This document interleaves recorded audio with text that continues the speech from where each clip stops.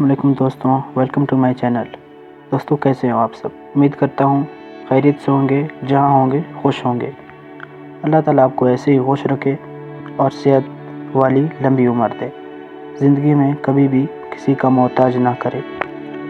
اگر آپ اپنی سٹوری شیئر کرنا چاہتے ہیں تو نیچے ڈسکرپشن میں واٹس ایپ نمبر مل جائے گا، وہاں پر لکھ کر شیئر کر سکتے ہیں۔ تو چلتے ہیں آج کی سٹوری کی طرف۔ یہ کہانی ایک نوجوان لڑکے احمد کی ہے جو اپنے والدین کے ساتھ ایک پرانے اور ویران گھر میں منتقل ہوا۔ یہ مکان کافی بڑا تھا مگر بہت عرصے سے خالی پڑا تھا۔ محلے کے لوگ کہتے تھے کہ اس گھر میں کچھ عجیب سا ہے، مگر احمد اور اس کے والدین نے ان باتوں کو صرف افواہ سمجھا۔ پہلی رات جب احمد سونے کے لیے اپنے کمرے میں گیا تو اسے لگا جیسے کسی نے اس کا نام پکارا ہو۔ اس نے سوچا کہ یہ اس کی غلط فہمی ہوگی اور جلدی سے سو گیا، مگر آدھی رات کو اچانک دروازہ خود بخود کھل گیا۔ وہ خوفزدہ ہو گیا مگر ہمت کر کے دروازہ بند کیا اور دوبارہ سونے کی کوشش کی۔ اگلے چند دنوں میں احمد کو محسوس ہونے لگا کہ وہ اکیلا نہیں ہے۔ کبھی کبھار اسے کسی کے چلنے کی آواز آتی، کبھی دروازے خود بخود کھلتے اور بند ہوتے۔ اس کی والدہ نے بھی باورچی خانے میں کسی کی سرگوشیاں کرنے کی آوازیں سنی، مگر جب وہ پلٹ کر دیکھتی تو وہاں کوئی نہیں ہوتا۔ ایک رات احمد اپنے کمرے میں بیٹھا پڑھ رہا تھا کہ اچانک بلب چپکنے لگا۔ جیسے ہی اس نے سر اٹھا کر دیکھا، ایک سیاہ سایہ دروازے کے پاس کھڑا تھا۔ وہ کچھ دیر وہاں کھڑا رہا اور پھر غائب ہو گیا۔ احمد کا سانس اٹک گیا۔ وہ زور زور سے چیخا اور بھاگ کر اپنے والدین کے کمرے میں چلا گیا۔ احمد کو روزانہ ڈراونے خواب آنے لگے۔ ان خوابوں میں وہ ایک عورت کو دیکھتا جو لمبے بالوں اور سرخ آنکھوں والی تھی۔ وہ خواب میں اس کے قریب آتی اور سرگوشی میں کچھ بولتی، مگر احمد سمجھ نہیں پاتا۔ جیسے ہی اس نے روشنی جلائی، عورت غائب ہو گئی۔ وہ چیخ مار کر بھاگا مگر اچانک ہی اس کے قدم رک گئے۔ اگلی صبح احمد نے اس گھر کے بارے میں مزید جاننے کا فیصلہ کیا۔ اس نے محلے کے ایک بزرگ سے بات کی، جنہوں نے بتایا کہ کئی سال پہلے اس گھر میں ایک عورت رہتی تھی جس کی پراسرار موت ہوئی تھی۔ کہا جاتا ہے کہ اس کی روح آج بھی اس گھر میں بھٹک رہی ہے۔ یہ سن کر احمد کے رونگٹے کھڑے ہو گئے۔ اس کے والدین نے فیصلہ کیا کہ وہ کسی عالم کو بلائیں گے تاکہ گھر کو پاک کیا جا سکے۔ جب عالم صاحب آئے تو جیسے ہی انہوں نے وظیفہ پڑھنا شروع کیا، کھڑکیاں زور زور سے ہلنے لگے اور ایک چیخ سنائی دی۔ اسی رات احمد اور اس کے والدین کو محسوس ہوا کہ کچھ غلط ہو رہا ہے۔ جیسے ہی وہ سونے کی کوشش کرنے لگے، اچانک ایک بھاری آواز سنائی دی، جیسے کوئی ان کے کمرے میں داخل ہو رہا ہو۔ وہ سب اٹھے اور جیسے ہی دروازہ کھولا، ایک سیاہ چیز ان کے سامنے تھا۔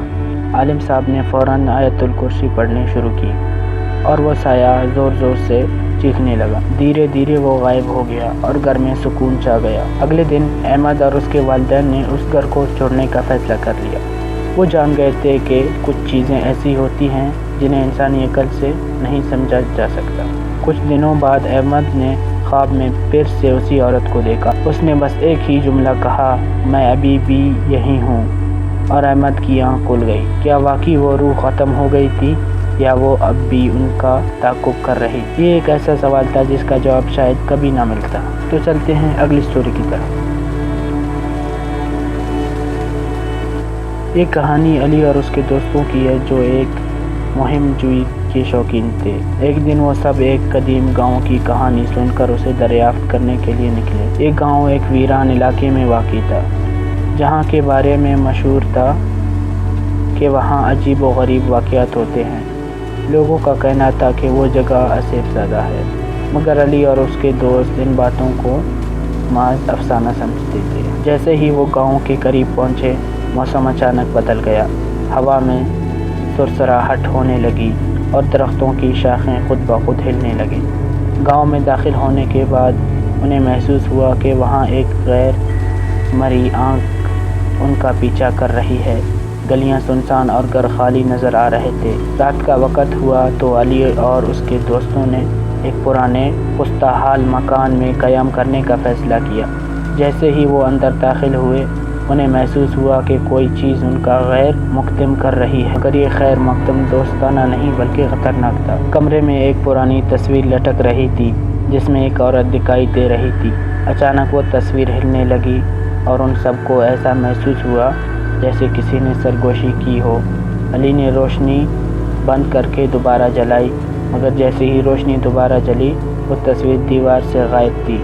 سب کے چہرے خوف سے سفید پڑ گئے۔ رات کے آخری پہر علی کی آنکھ کھلی تو اسے لگا جیسے کوئی آہستہ آہستہ دروازے کو کھولنے کی کوشش کر رہا ہو۔